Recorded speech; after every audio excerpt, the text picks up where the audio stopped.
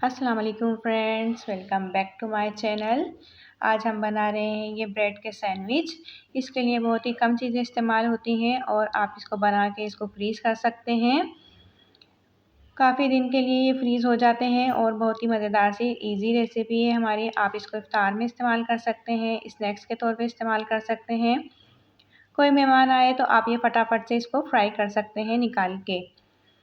तो चलिए इसको बनाना स्टार्ट करते हैं। इसके लिए मैंने सबसे पहले आलू को बॉईल कर लिया था और उसको मैश कर लिया था। बहुत अच्छे से आलू हमारे बॉईल होने चाहिए ताकि इसका बहुत अच्छे से जब हम ये बनाएंगे मैश करेंगे तो उसमें गुठली नहीं होनी चाहिए।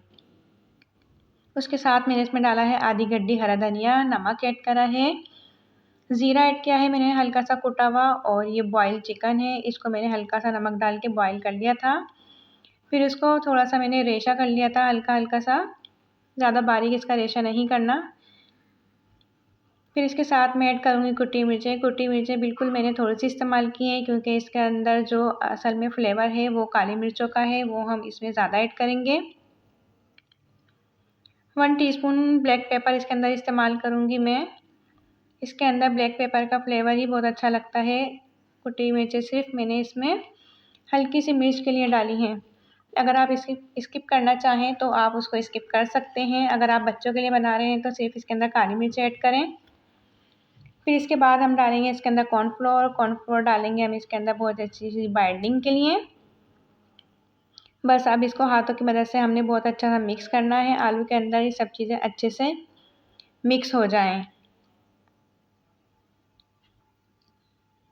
यहाँ पर मैंने ब्रेड ली है। ब्रेड को मैंने इस तरह गोल साइज़ में कट कर लिया था। आप किसी भी चीज़ की मदद से इस तरह इसको गोल कट कर सकते हैं, ग्लास की मदद से, कप की मदद से, या किसी भी प्याली या कटोरी की मदद से। फिर थोड़ा सा हल्का सा बैटर लेना है हमें, वो इसके ऊपर इस तरह ऐड करना है। बाकी हमने ये दूसरा स्लाइस उठाना है और इसके ऊपर हल्का सा प्रेस कर देना है और किनारों की तरफ से हल्का सा हमें इस तरह बंद कर देना है। बस ये हमारा जो ब्रेड सैंडविच है वो बिल्कुल रेडी हो गया है। इसको हम सबसे पहले अंडे में डिप करेंगे। अंडे में डिप करने के बाद यहाँ पर मेरे पास ब्रेड क्रम्स हैं। ब्रेड क्रम्स में हमें इसको बहुत अच्छे से कोट करना है हर तरफ से। इसके कॉर्नर्स भी हम बहुत अच्छे से ब्रेड क्रम्स में कोट कर लेंगे। बस ये हमारा एक हो गया है तैयार। बाकी दूसरा भी हम इसी तरह करेंगे। हल्का सा बैटर लेना है हमें आलू और चिकन का, वो इसके ऊपर रख देना है सब तरफ से अच्छे से। और बाकी हमने दूसरी ब्रेड उठानी है, इसके ऊपर रखनी है, हल्के हाथ से इसको प्रेस करना है और कॉर्नर्स को इस तरह अंगूठों की मदद से दबाते हुए हम इसको प्रेस कर देंगे। इसको भी हम अंडे में डिप करेंगे। उसके बाद हम इसको इसमें ब्रेड क्रम्स में डिप करेंगे। बाकी हम सभी अपने इसी तरह तैयार कर लेंगे।